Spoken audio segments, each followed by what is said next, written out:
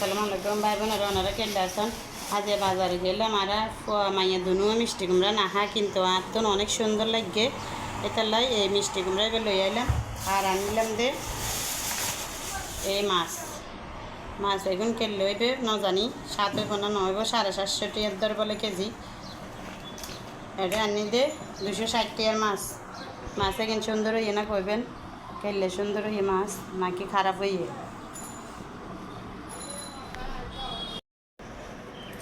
মাছগুলোকে এভাবে মাছ এগুলো রেলে চিংড়ি মাছ এগুলো রেলে কাটি কাটি হিন্দি রাখতে চান তেল কেসে দিই মাছের ঠ্যাং ব্যাকুন কাটি ফেলার ইবও কাটি ফেলাইম কিছু রাখতাম না ব্যাকুন কাটি কাটি সাফ করে ফেলাইম এসন ব্যাকুন সাফ করে ফেলাই সুন্দর ইয়ে করবেন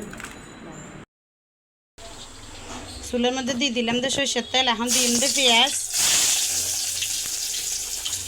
নুন গুঁড়া এখন একটুখানি পানি দিয়ে দিলাম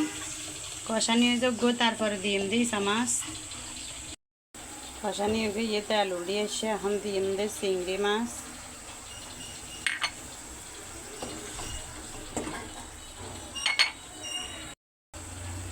এখন দিয়ে ফেলাক দে মিষ্টি কুমড়া এখন কিনে লাড়ে দিলাম মিষ্টি কুমড়া রান্না হয়ে গেছে দেখেন একটু লবণ দেখি কেমন মজা হয়েছে মাশাআল্লাহ সে মজা হয়েছে মিষ্টি কুমড়া।